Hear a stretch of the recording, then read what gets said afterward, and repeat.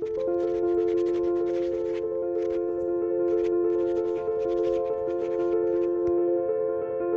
hello, everybody. Welcome to another episode of Creative Diaries, a podcast where we explore the creative healing process, where I invite you to witness me be completely and utterly unprepared, and where I am practicing being myself.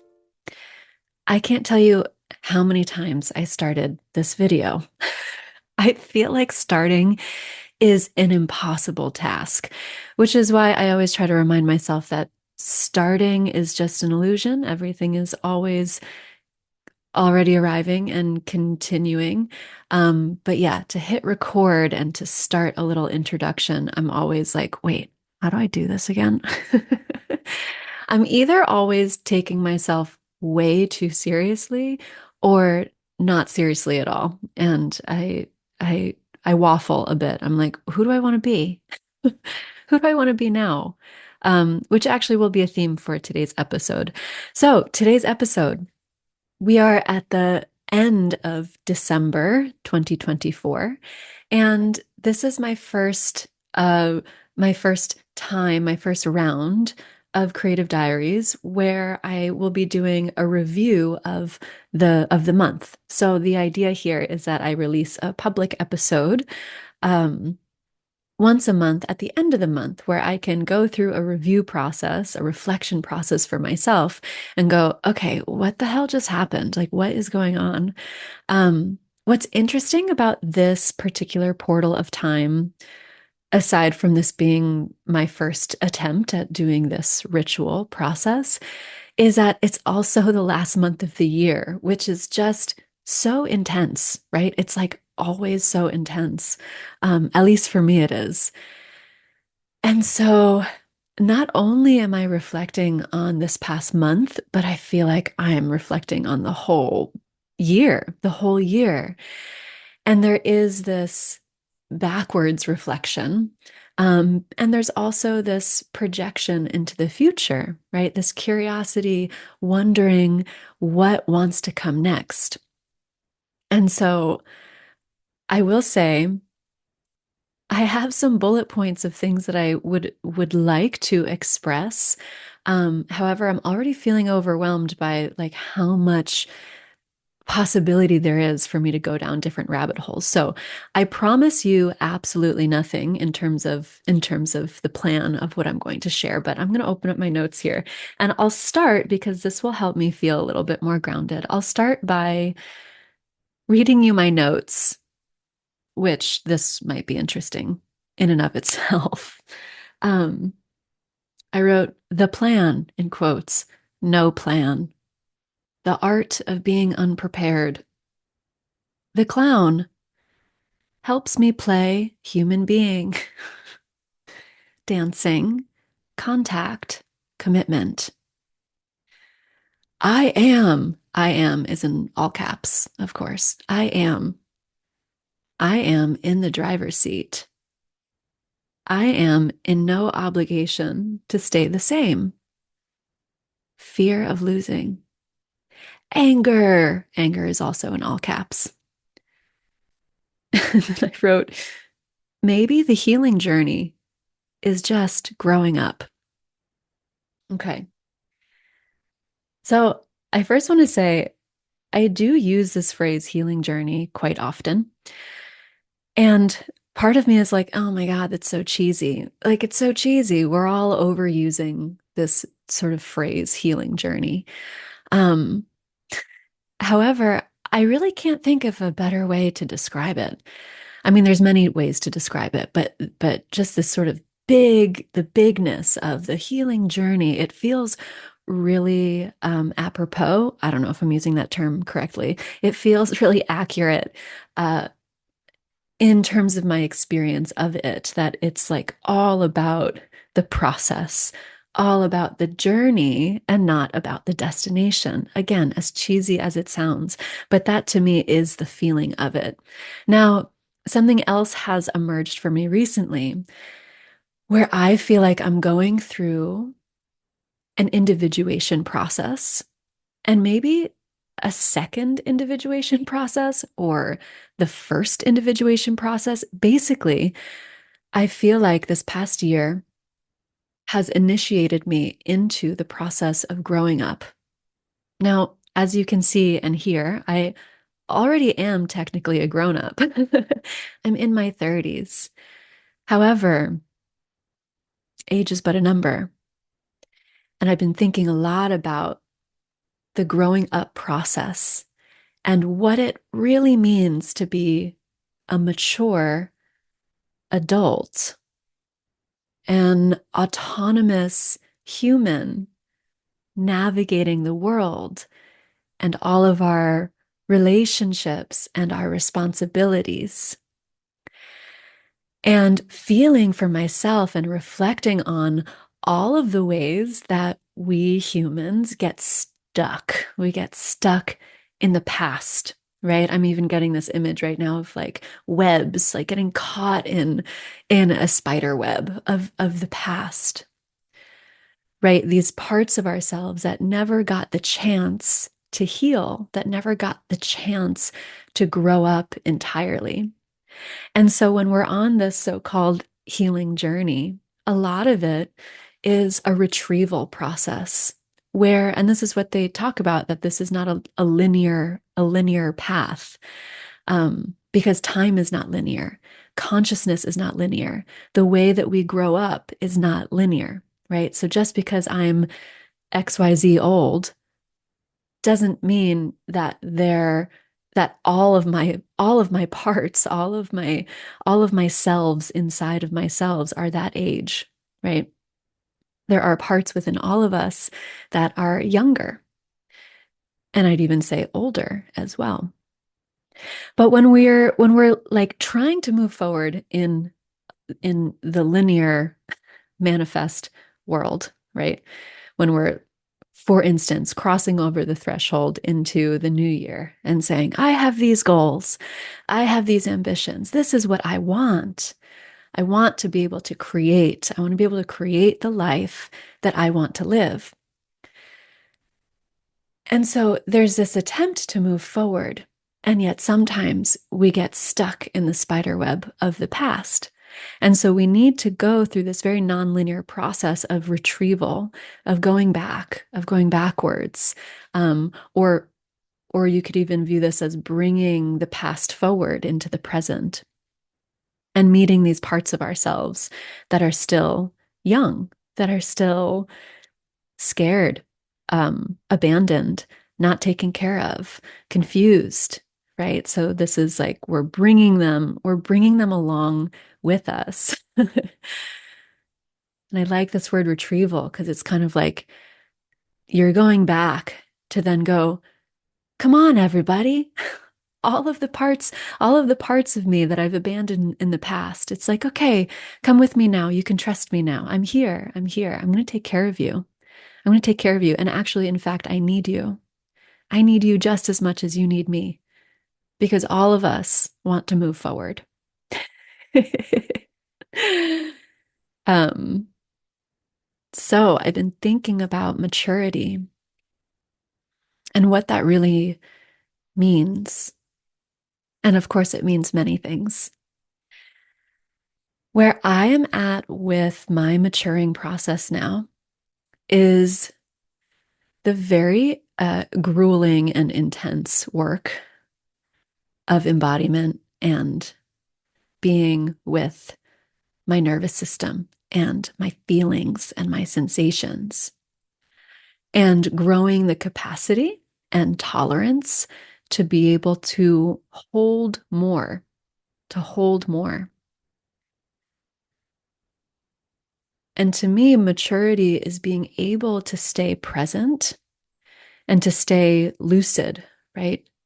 That there's some kind of clear channel of consciousness, a clarity of the self, or a clarity of I am in the midst of intense emotions, in the midst of some kind of intensity. So this could be inner intensity, right? An inner intensity of emotions, how we're feeling. Could also be the intensity of the world, the intensity of the relational field, right? Being in a tense moment with someone, being able to bear tension, being able to bear tension. And there are so many ways that we sort of diffuse the intensity.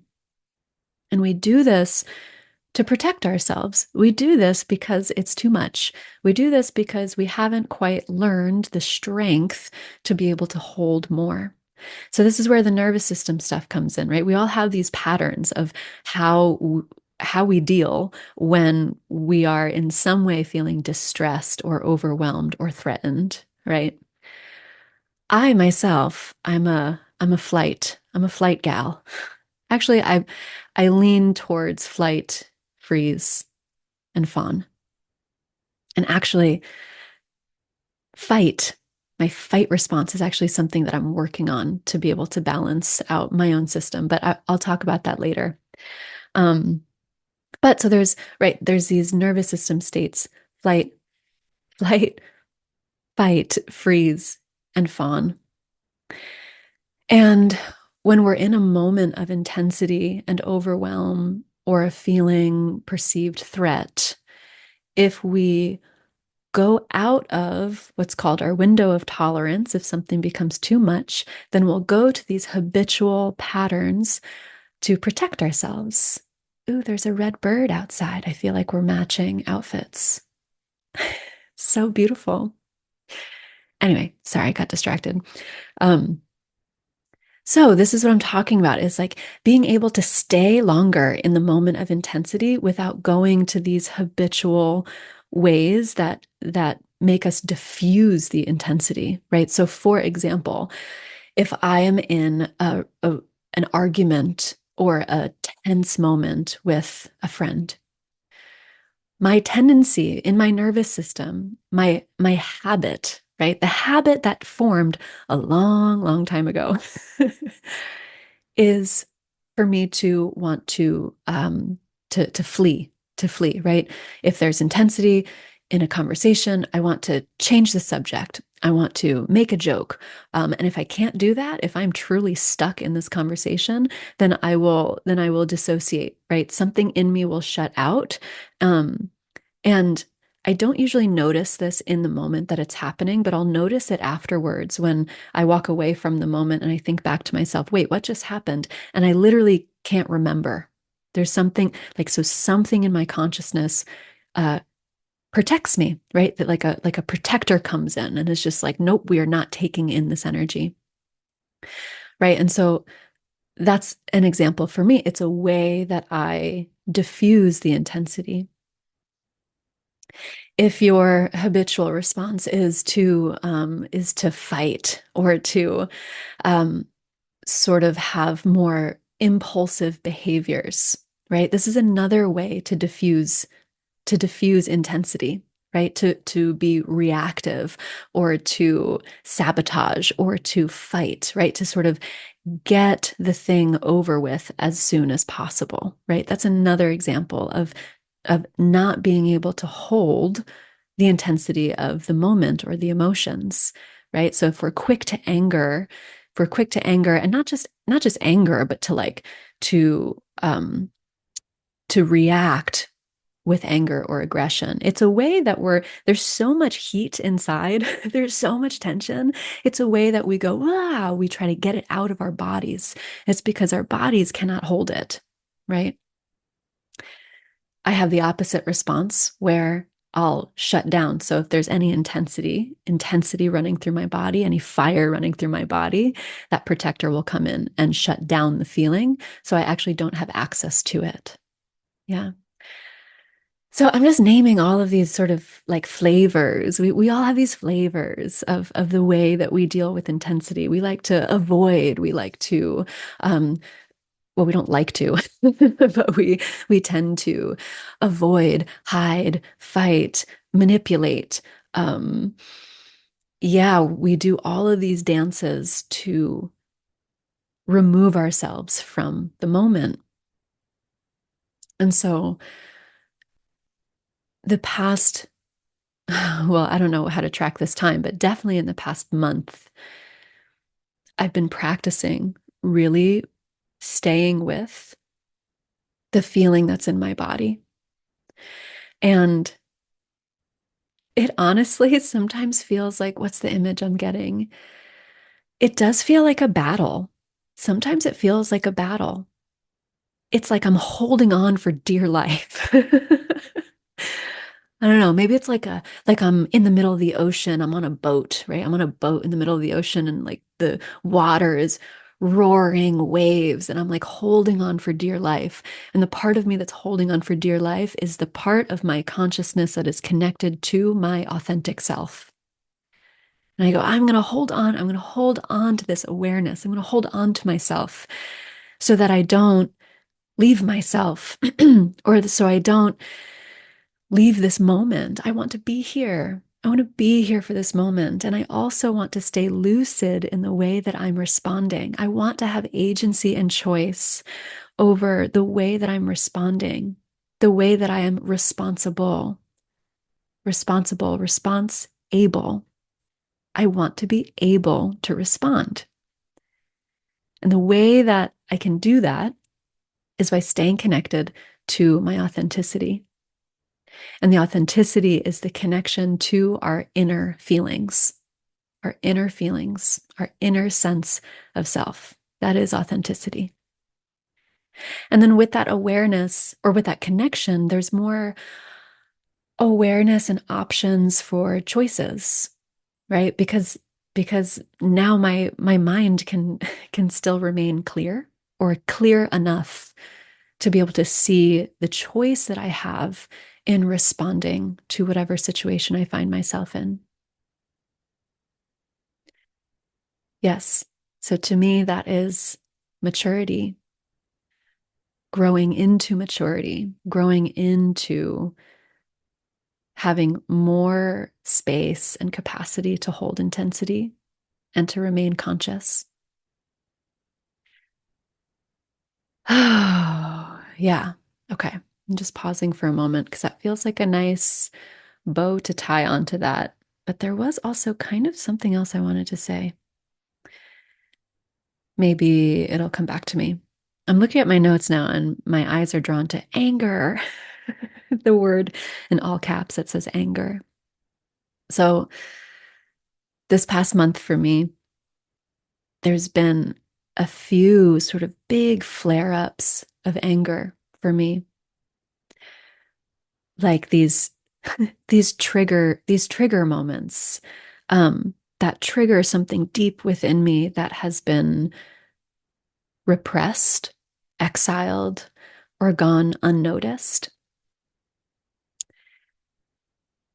And I'm feeling into how I want to enter into sharing with you because there's a a do I call it a practice? I don't know. Sometimes like I don't like saying what I do to take care of myself as a practice. Oh my gosh, that's a whole other rabbit hole. Why don't I like saying that? I don't like saying that because I don't have a fixed practice. There's not like there's not like a structure to what I do in how I take care of myself. Sometimes there is. Sometimes there is. But most of the time, the way that I take care of my healing process, the way I take care of myself, is simply through feeling intuitively to what my body needs at any given moment. And so, really, the only thing I can say about my practice is just creating space, is I create space and time to allow my body to tell me what it needs to move through. And this can look in so many different ways. Sometimes it's movement, sometimes it's rest, sometimes it's writing, sometimes it's spontaneous expression, singing, walking, right? It can be many things, praying. So I say that to say that this past month, there's been a few big waves of this sensation of fire and sensation of rage and anger through my body. And I want to share with you what that looked like for me. I started to feel that tension rising in my body. And I also started to feel all of the parts of myself that were trying to interrupt, that were trying to hold it together, that were trying to mask the anger. Parts of myself that tried to shut it down, the part of my mind that is saying, um, that is telling me that my feelings of anger are not valid, right? So the part that wants to dismiss my true authentic feeling. So all of these I would notice when the wave of really intense emotion started to come up, so did all of these, I'll call them protector parts, come in to try to basically fight the feeling, to say, nope, this feeling is not okay. This feeling does not belong here. And this, circling back to the maturity process, this is the inner battle. This is the inner battle. This is me out to sea, like holding on for dear life, where I'm just like, no, no, no, no. This feeling has to live. This feeling has to live. And I have to remain conscious. I have to remain conscious to honoring what is coming up for me, right? And saying, okay, I know all of you protectors, all of you protector parts that are coming in. I know what you're trying to do. I appreciate it, but I need space right now. I need space to be able to feel this feeling. And then even in that process, like the rage just got even bigger and bigger and bigger. Like any time that the rage would bump up against my own limitations of me not allowing to feel the feeling, the angrier it got.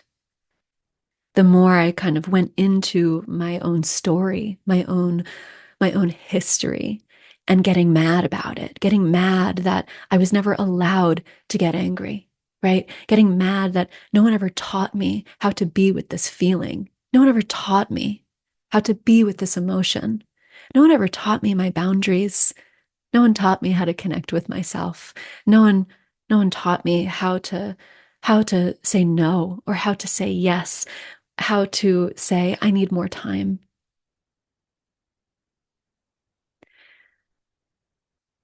And so with this feeling and in allowing myself to have the feeling also showed me why it was so fucking angry.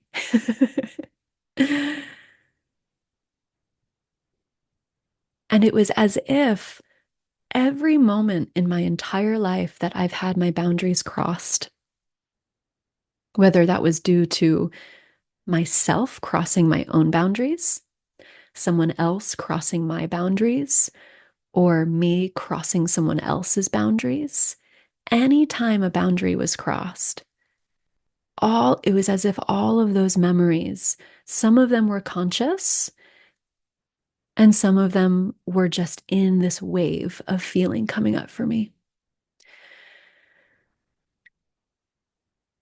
And so as I felt this wave rise, I knew that I needed to take care of myself in a space where I could really be with it on my own. And so there were a few nights where I closed my bedroom door, I put music in my ears, and I danced. I fucking danced. There was a moment where I started to put on this really kind of beautiful ambient music. I turned it on and something like really did not feel right about it. I was like, no, no, this is not the feeling. This is not the resonance. This is not the vibration of what my feeling is. So I switched it. I typed into Spotify shamanic drums. And I just turned up the volume, turned up the drums in my ears, and I let myself dance. I let myself move. I let myself feel my feet on the ground. I felt my feet spread like sponges, get really heavy. I felt my feet stomping. I felt my legs rising. I felt my hips shaking.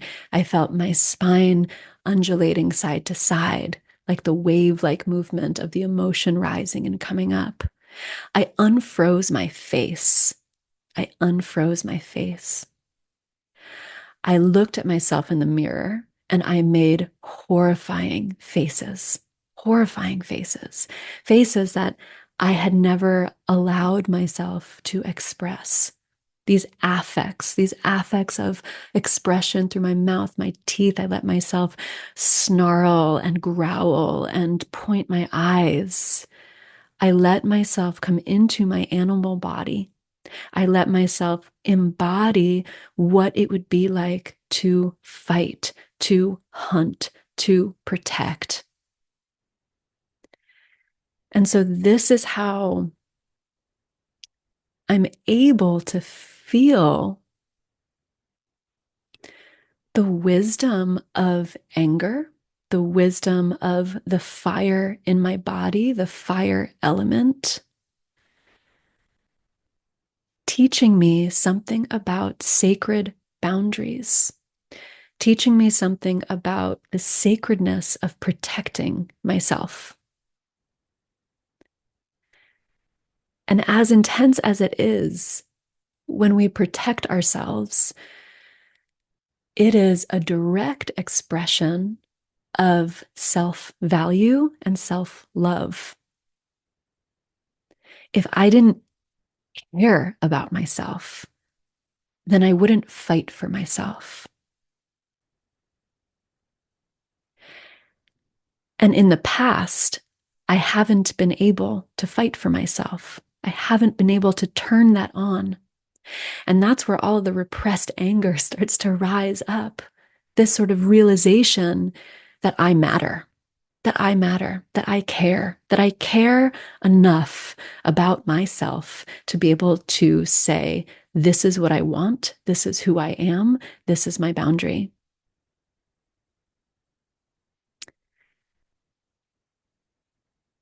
And this is what I'm learning.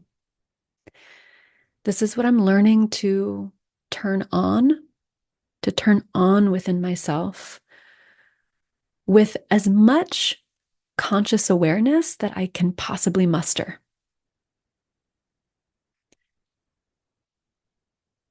Consciousness is not perfect. Why am I saying that?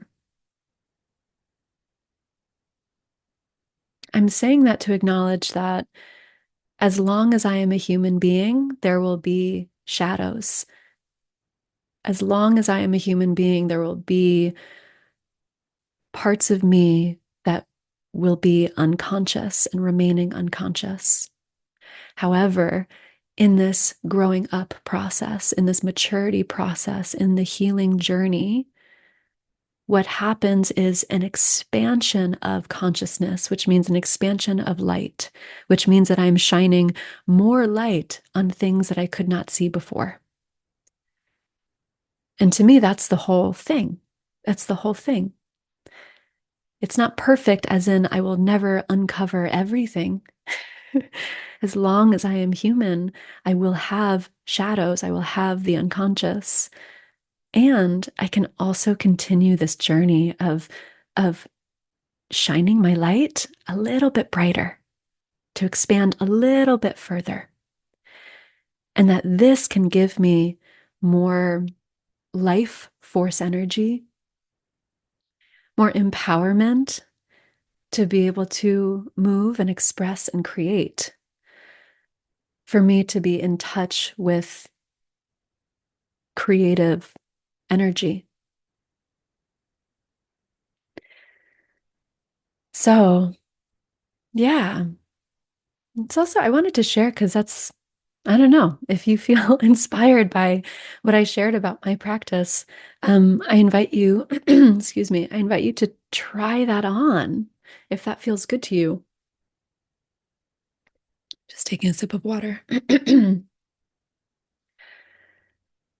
To try that on, oh my God, it's like a really revealing process to like look at yourself in the mirror and to start making faces.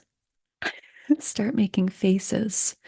Unfreeze your face. Unfreeze your face.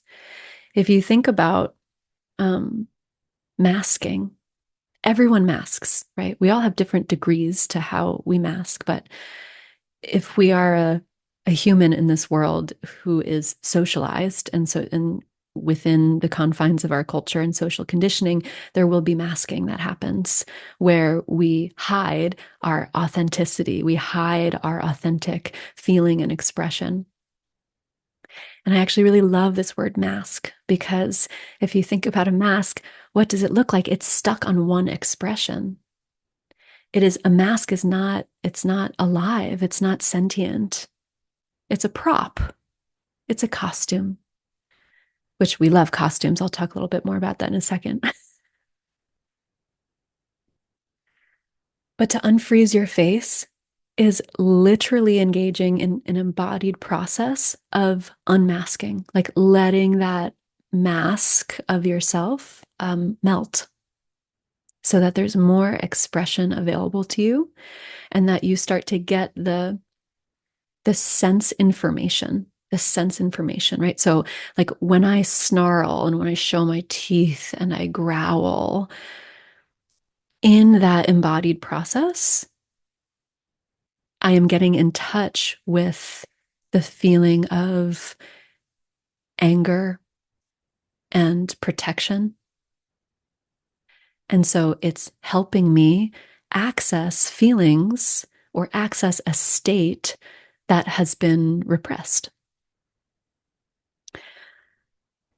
And also, I think it's just an interesting process too, because it's like when you start to move your body and unfreeze your body, like letting yourself move in the way that your body wants to move, it's almost impossible to not notice how much self-judgment and how much self-control is actually like really patterned in our behavior.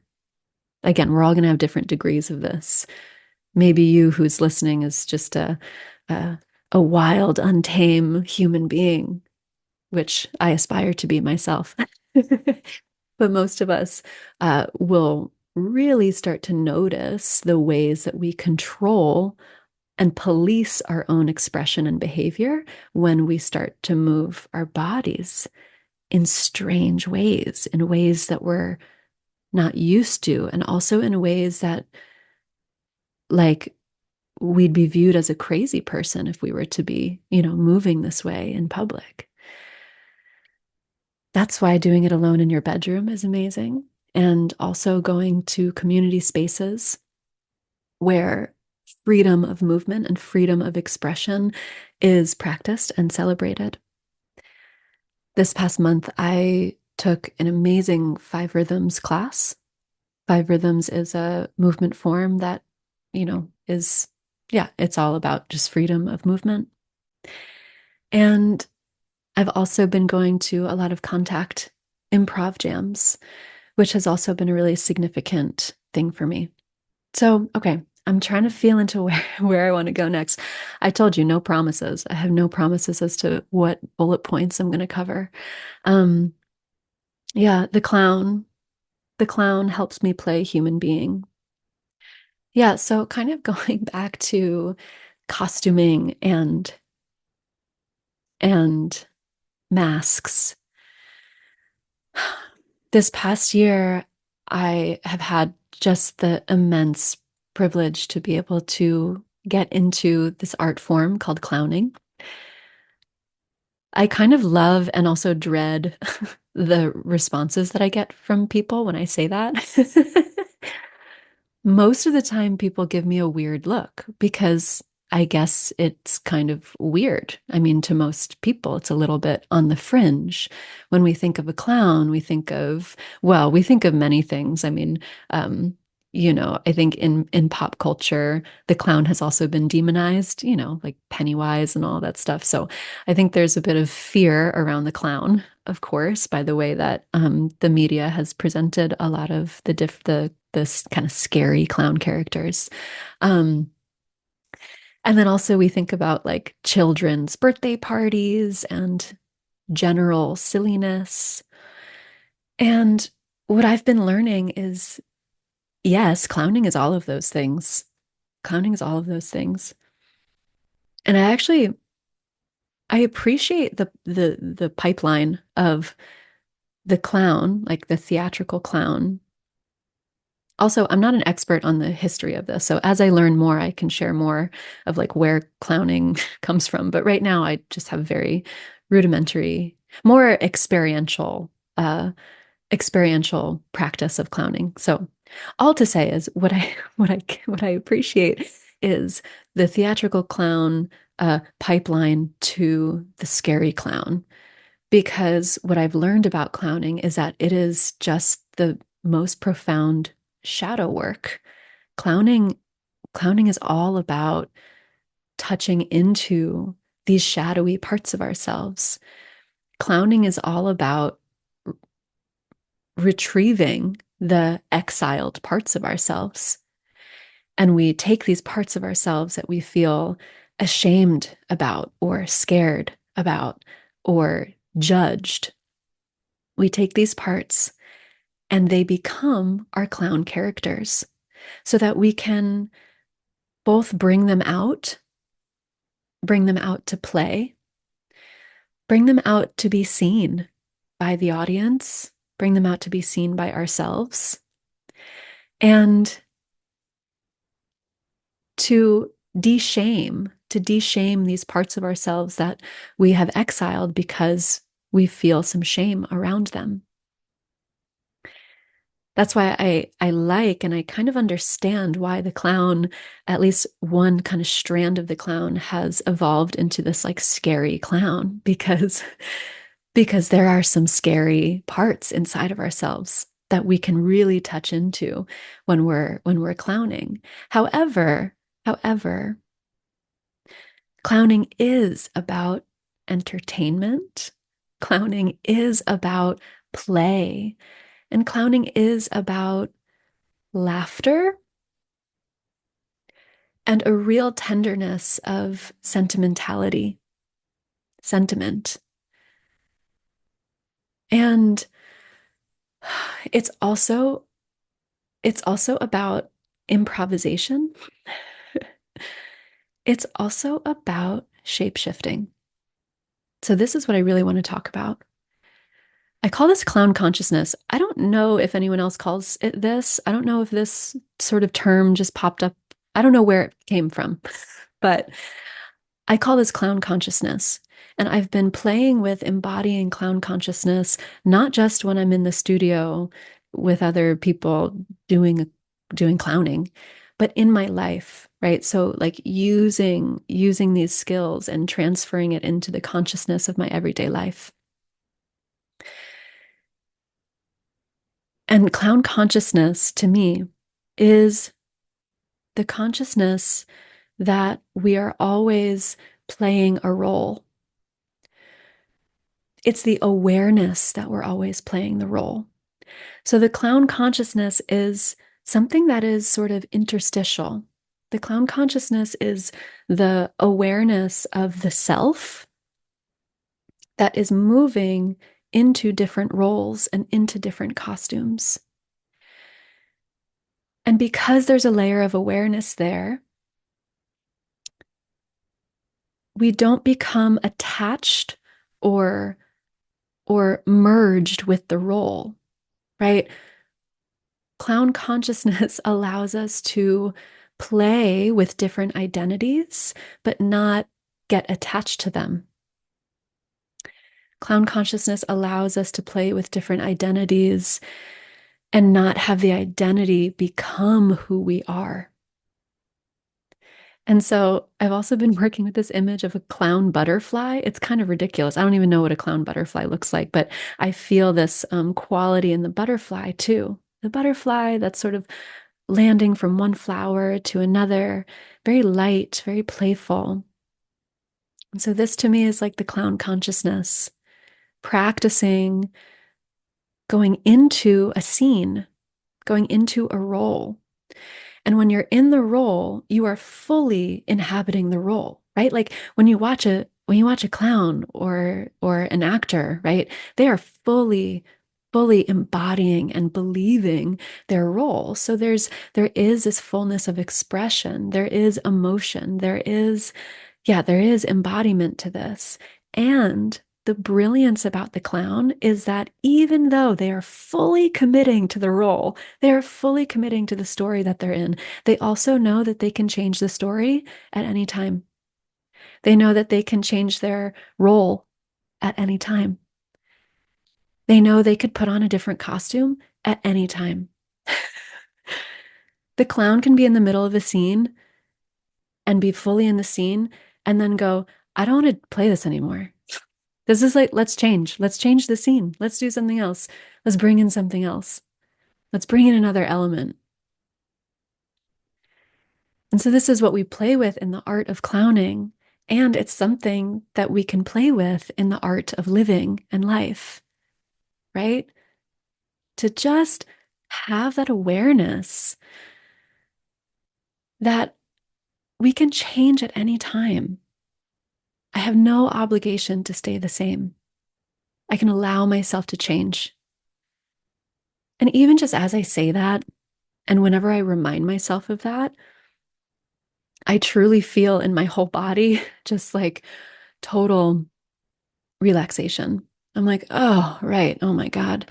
Wow. I can't believe I was taking my role so seriously. Can't believe I was taking myself so seriously.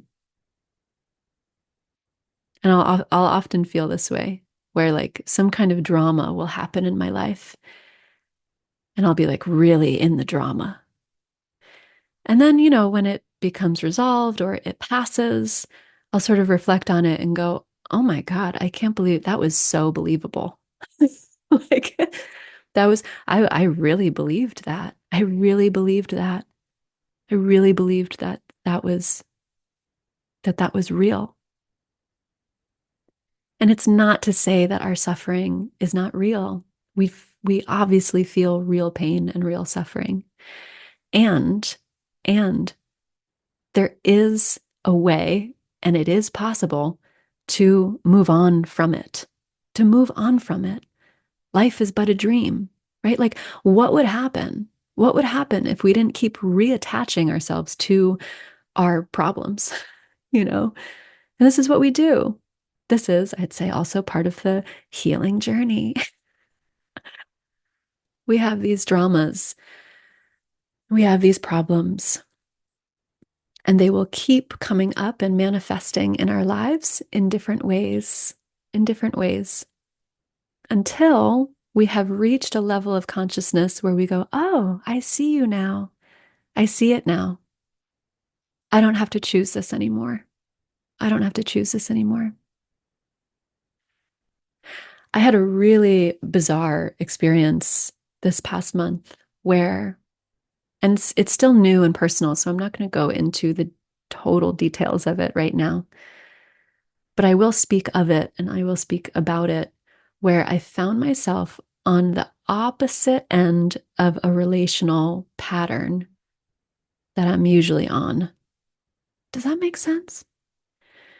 Right? So like we usually kind of, I guess I'm referring to how like we perpetuate our own suffering, right? It's like we kind of like inhabit these roles because we're attached to some kind of story.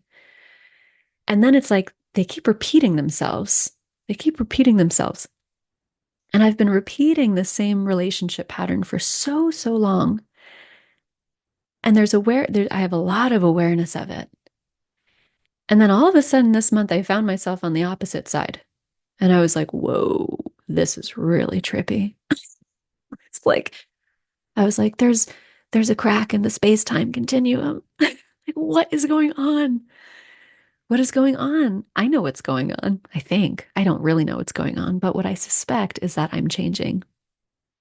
What I suspect is that I'm letting go of something, some part of my identity that I've been holding on to for so long that I kind of, in this moment, just like pop, popped right out of that and like entered into the seat across. I entered it into the other role. So that was pretty wild. I'm so grateful for the experience. I'm so grateful for the person on the other side that was just the most sacred mirror for me. It really was like I was looking at myself. I was like, whoa, wow, I know that. I know that so well.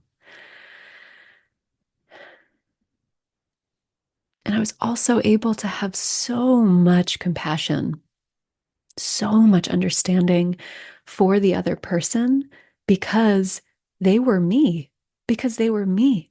I was seeing myself because I had been there before.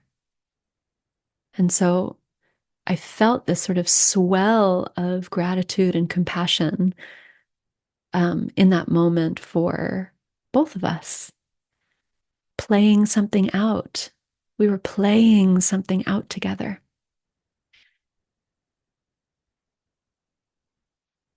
And so it brings me back to this curiosity about clown consciousness. Like, oh, yeah, we're always playing something out.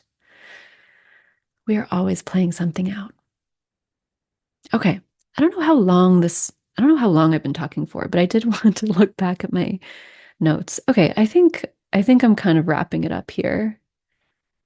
I'm wrapping it up here. But is there anything that feels really important? I guess I want to speak for a moment about 2025 and crossing the threshold into a new year. And I keep having this experience where I try to plan, and anytime I try to plan the future, which by the way doesn't exist, the future doesn't exist. We create the future.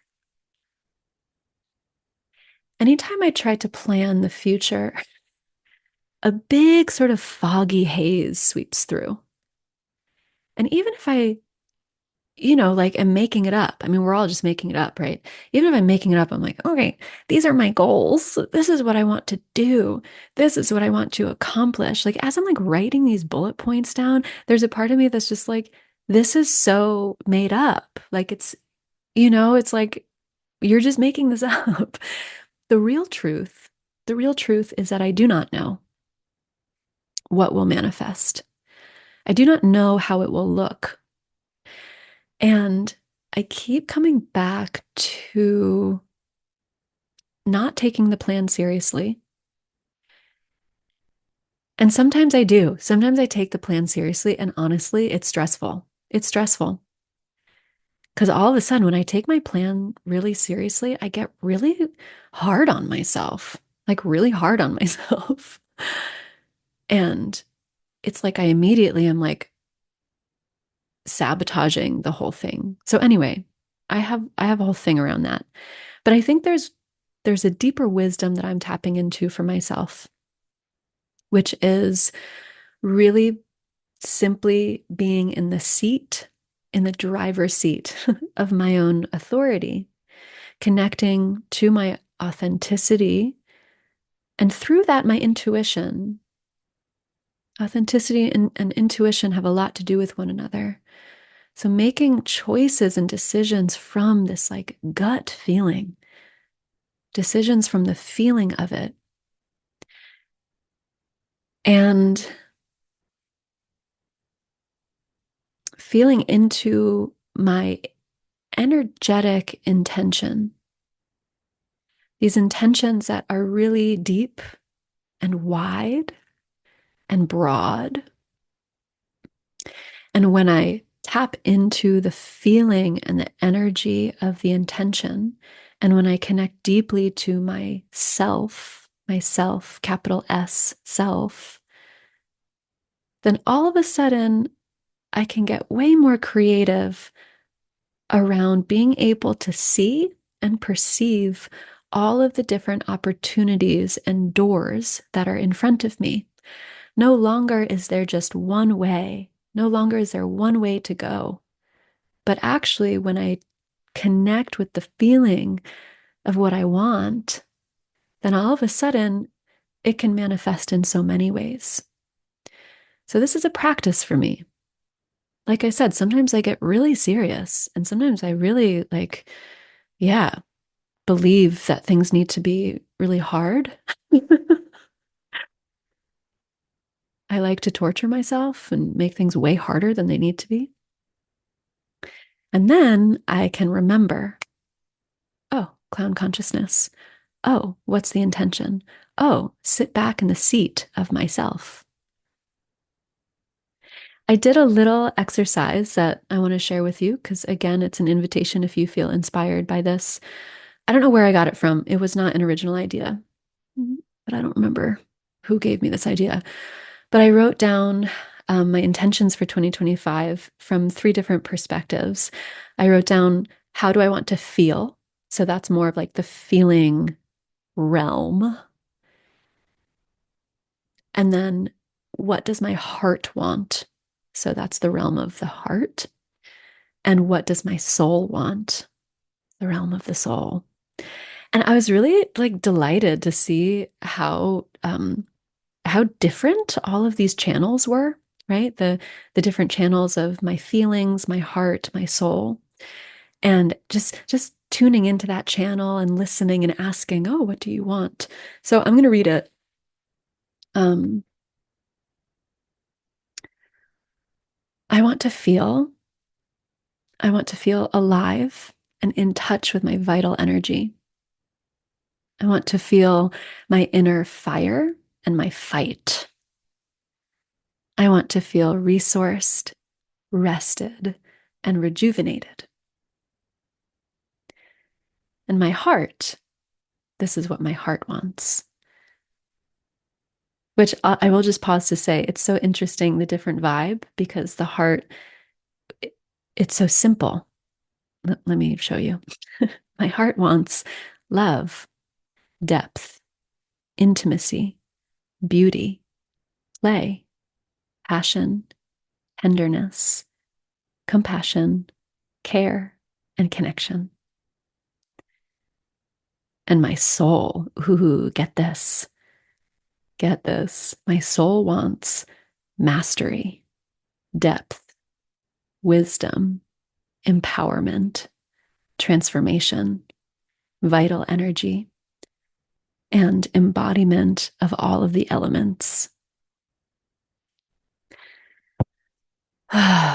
Yeah, when I channeled my soul, I was like, whoa, wow, this is some like big, powerful um, energy. Really, I felt a quality of weightedness, right? Like my soul. It's like, what did my soul come here to do? Oh, my soul came here to master something. Don't know what it is, but it wants mastery and depth. And then my heart, so beautiful. My heart also wants depth, but love, connection, play, beauty. Okay, I'm going to end there. Um, Thank you for being here. Thank you for being on the other side. Thank you for witnessing me. Um, yeah, just to remind you, I am doing more episodes. I started a paid subscription, which is so cool. I already have one paid subscriber, you guys. I'm really proud. And I'm so grateful. I'm so, so grateful.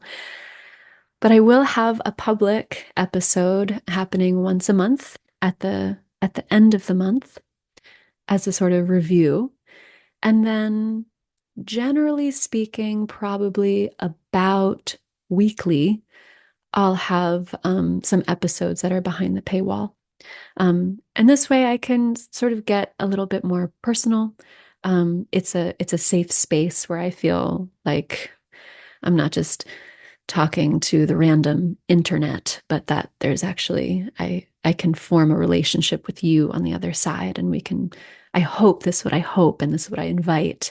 More of a depthful relationship can emerge between us. Um, if you're watching this, that means you're either on Substack or YouTube. Feel free to write a comment. I will respond to the comments. I'm here. I'm wanting to engage with you. And don't forget to subscribe. Oh, and share this with people that you think would enjoy it. Yeah. I'm wishing you a magical and empowering and inspired and peaceful crossing over the threshold into the new year. And I will see you on the other side. Thank you.